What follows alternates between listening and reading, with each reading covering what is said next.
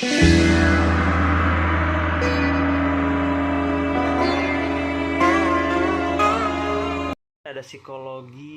psikoanalisis dari Sigmund Freud. Nama yang besar kemungkinan akan muncul jika membahas topik psikologi adalah Sigmund Freud. Beliau merupakan orang yang amat berjasa mengembangkan ilmu psikoanalisis, cabang dari ilmu psikologi yang membahas terkait emosi dan mental psikologis manusia.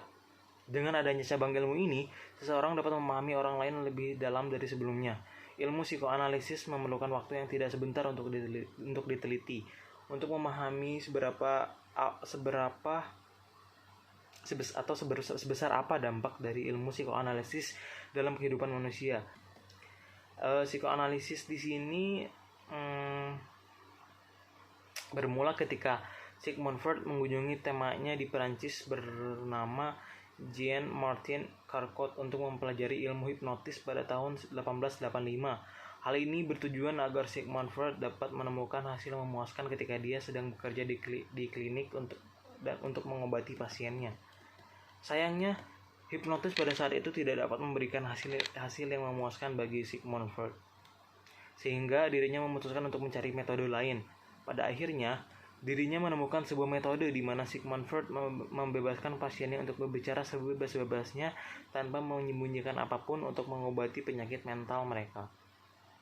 Kebebasan berbicara ini menjadi awal dari ilmu psikoanalisis, dan dia berhasil menemukan landasan teori ini ketika dirinya berusia 40 tahun. Sejak saat itu, Sigmund Freud meninggalkan teori serta ilmu lain yang sebelumnya dia pelajari dan fokus seutuhnya untuk mengembangkan ilmu psikoanalisis. Dalam buku-bukunya, Sigmund Freud menulis buku The Interpretation of Dreams, hidup dan karya Sigmund Freud, ada Theory of Sex dari Sigmund Freud. Assalamualaikum warahmatullahi wabarakatuh. Perkenalkan, nama saya Mandika Lila dengan NIM 0603523014. Di sini saya akan menjelaskan psikologi psikoanalisis, yaitu Karen Hardy. Karen Hardy lahir pada 16 September 1885 di Hamburg dan wafat pada 4 Desember 1952 di Jerman. Karen Hardy adalah seorang psikolog terkenal dan salah satu pemikir tentang neurosis yang terbaik. Pendekatan psikologis Hardy adalah Freudian. Kendati tidak termasuk ke dalam 3 tokoh utama psikologi Freudian, Hardy menawarkan cara pandang yang berbeda dalam melihat masalah neurosis. Ia menekankan adanya hubungan yang jelas antara neurosis dengan kehidupan sehari-hari yang dijalani penderita neurosis. Hardy berpendapat bahwa sebenarnya neurosis adalah cara yang digunakan manusia untuk menjalani hubungan dengan manusia lainnya. Akan tetapi, hanya ada sebagian orang yang mampu melakukannya dengan baik. Orang yang menderita neurotik justru cenderung membiarkan dirinya hidup dalam dunianya sendiri. Hardy menemukan ada 10 bentuk kebutuhan neurotis. Kebutuhan-kebutuhan tersebut didasarkan pada kebutuhan-kebutuhan primer manusia yang terganggu sedemikian rupa oleh kesulitan-kesulitan yang dihadapi oleh seorang dalam kehidupannya. Gangguan tersebut ada 2 jenis. Pertama dapat berupa kebutuhan yang tidak realistis, tidak masuk akal, dan tidak pandang bulu. Kedua, kebutuhan orang yang mengidap neurosis sangatlah kuat sehingga apabila tidak terpenuhi akan membuatnya merasa gelisah dan cemas. Contohnya adalah kebutuhan pertama, kebutuhan akan perhatian dan persetujuan orang lain, di mana penderita neurosis menginginkan perhatian dari semua orang yang dijumpai. Kemudian, ketika hal itu tidak tercapai, ia menjadi bereaksi berlebihan dengan menjadi panik. Mereka yang termasuk dalam aliran pemikiran The Cultural School antara lain Hardy, Erich Fromm, Harry Stack Sullivan, dan Clara Thompson. Hardy sering diklasifikasikan sebagai neo-Freudian, tetapi juga dapat dilihat sebagai neo-Adlerian. Ansbacher 1979. Meskipun ada pendapat bahwa baik Hardy maupun Adler tidak saling mempengaruhi secara langsung. Pemikiran dan karya.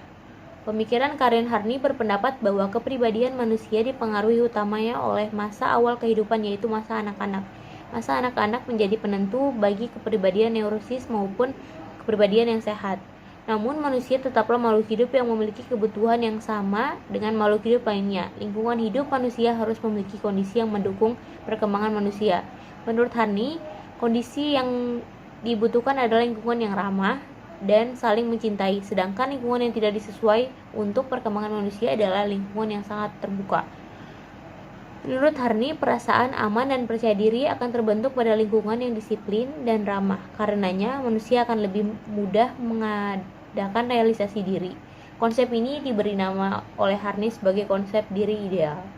Karya dari Harney adalah Neurosis dan Pertumbuhan Manusia di Northern New York pada tahun 1950.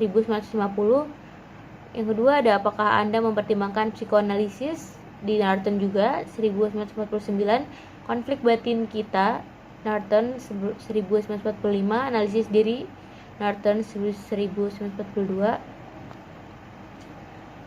Karya dari Harney adalah Neurosis dan Pertumbuhan Manusia, Apakah Anda Mempertimbangkan Psikoanalisis, Konflik Batin Kita, Analisis Diri, Cara Baru dalam Psikoanalisis, Kepribadian di Neurotik di Zaman Kita, Psikologi Feminim, Koleksi Karya Karen Harney, Buku Harian Remaja Karen Harney.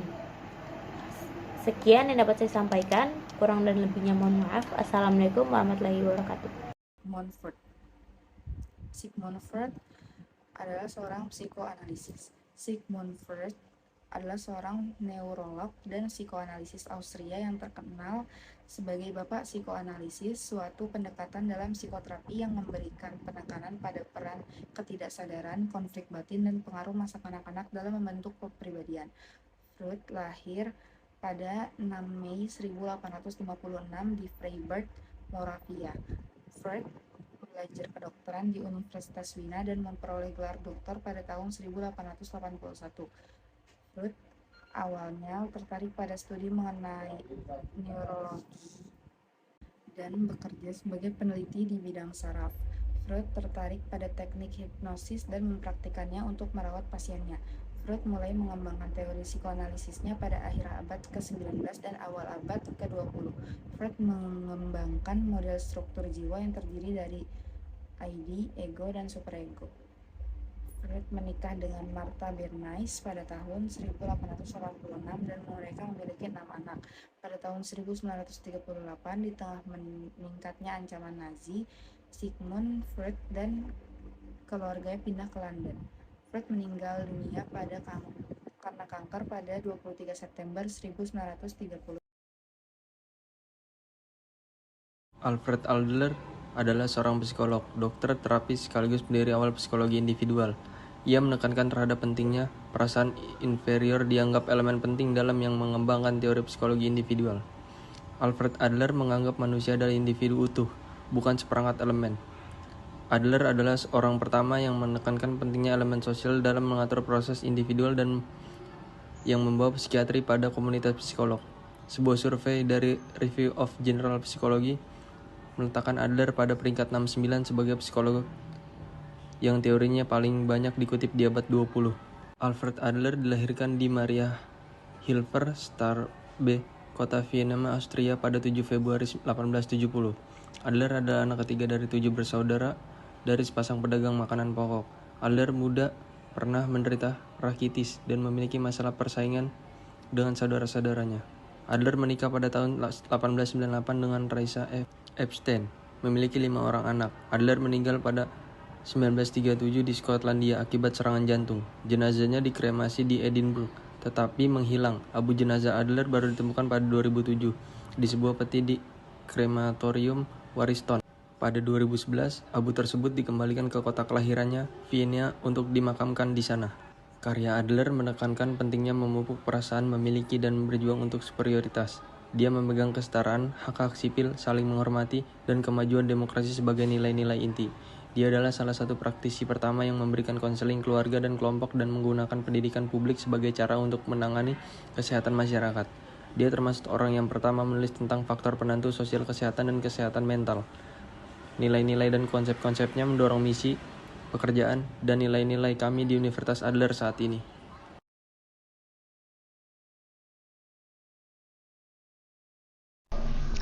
Alfred Adler adalah seorang dokter dan psikiater asal Australia yang mendirikan psikologi individual dengan menekankan pentingnya faktor sosial dan perasaan inferioritas dalam membentuk perkembangan kepribadian. Awalnya dia berkolaborasi dengan Sigmund Freud sebelum mendirikan aliran pikirannya sendiri yang berbeda dan teori Freud. Kehidupan awal dan karir.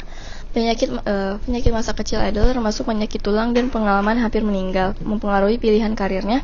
Meskipun mengalami kesulitan akademis awal, dia berhasil dalam studinya menjadi seorang dokter yang mengkhususkan diri dalam oftalmologi sebelum beralih ke praktek umum.